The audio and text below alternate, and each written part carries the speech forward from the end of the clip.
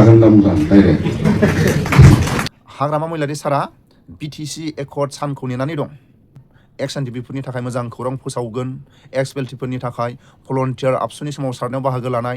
सर मैं एक बात याद दिलाना चाहता हूँ।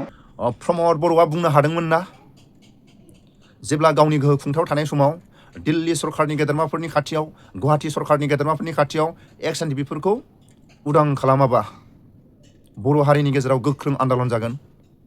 हाग्रामा महिलारि सारा गावनि गोहो खुंथायाव फैनाय लोगो लोगो एक्स एनडिपिफोरखौ उदां खालामाबा, फासिनि अर्डारनिफ्राय उदां खालामाबा बर' हारिनि गेजेराव गोख्रों आन्दोलन जागोन।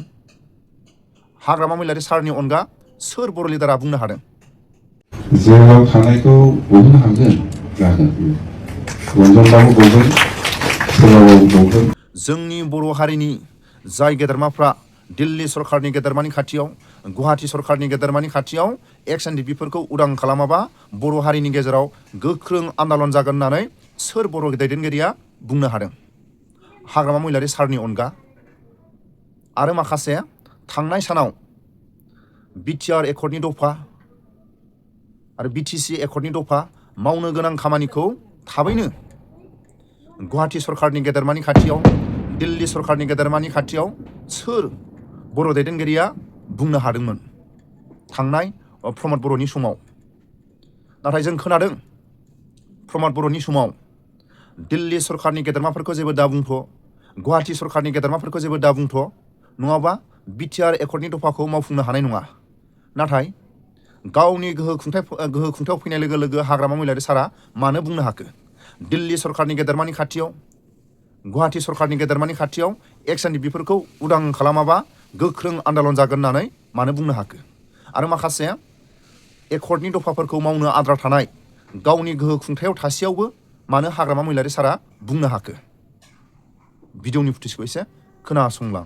2027 जनवरी का जो पीस एग्रीमेंट हुआ, इसमें थोड़ा और इम्प्लीमेंटेशन का बाकी है, उसको करना है। तो मैं रिक्वेस्ट करता हूँ সেইখিনি কথা আৰু আমাৰ প্ৰাইম মিনিষ্টাৰ ডাঙৰীয়া আছে, হেমন্ত বিশ্ব শৰ্মা ডাঙৰীয়া আছে, আপোনালোকে ইহঁতৰ ভাষণটো শুনিব সবেই ইচ্ছা আছে।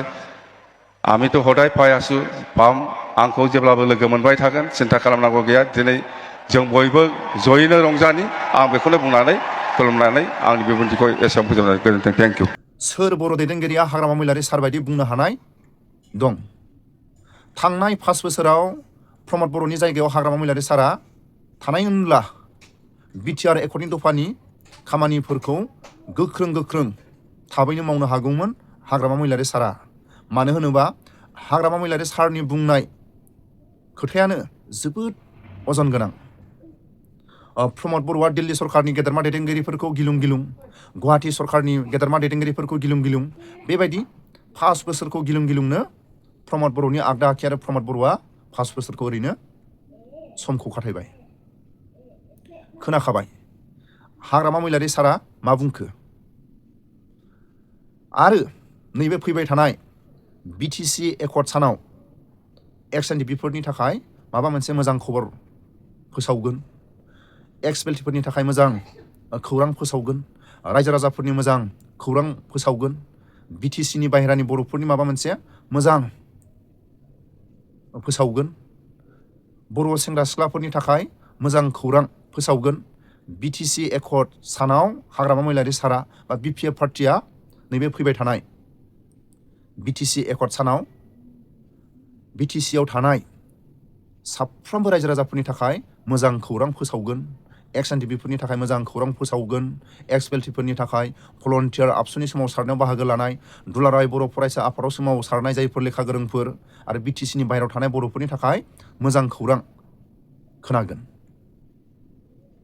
मानो होनोबा हाग्रामा महिलारि सारा बिटिसि एकर्ड सानखौ नेनानै दं जाहाथे बर' सेंग्रा सिख्लाफ्रा बिटिसिआव थाबैनो साख्रिनि रादाब आरो रायजो राजाफोरनि मोजां खामानिफोरनि थाखाय बिटिसि एकर्ड सानखालि हाग्रामा महिलारि सारनि खुगानिफ्राय, बिपिएफ पार्टिनि गेदेरमा दैदेनगिरिफोरनिफ्राय खोनागोना रोखा।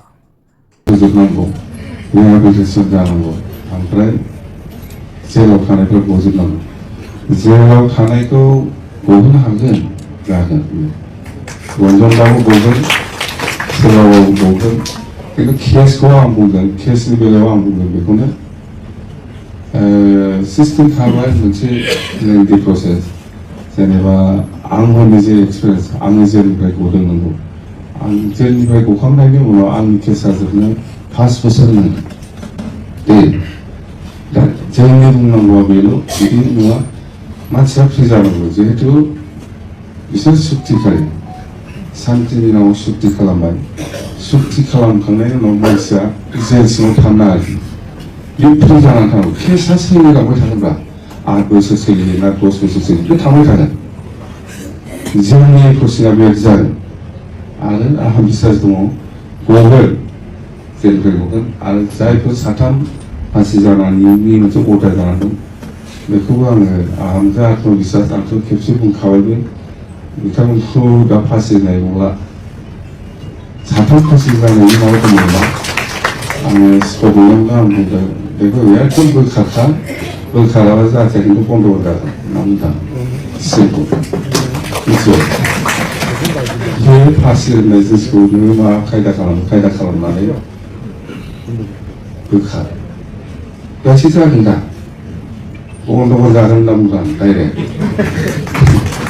बे खोथाखौ दाखालाम नोङो जेराव फैगोनथ' केसा सोलिलांबाय थागोन खिन्थु फासि शब्दखौ बोखार होनना बुंदों बेबायदि जाबाय आरोखि दा जासिगोन आं बिराद मोजां बिसास दं जाया आंहा बिराद माबा दं आरोखि माने गोसोआव फोथायनाय दं आं हागोन बायदि मोनदों दाथ' इलेक्सननि बिराद मोनसे बिजि इलेक्सन थांगोनथाय गासिबो एप्रिसना जालांजोबगोन आंहा साहस दङ बुंनायनिबो साहस दं मावनायनिबो साहस दं आरो बिराद बिसासा थल' बख'जोबगोन आं नायबाय था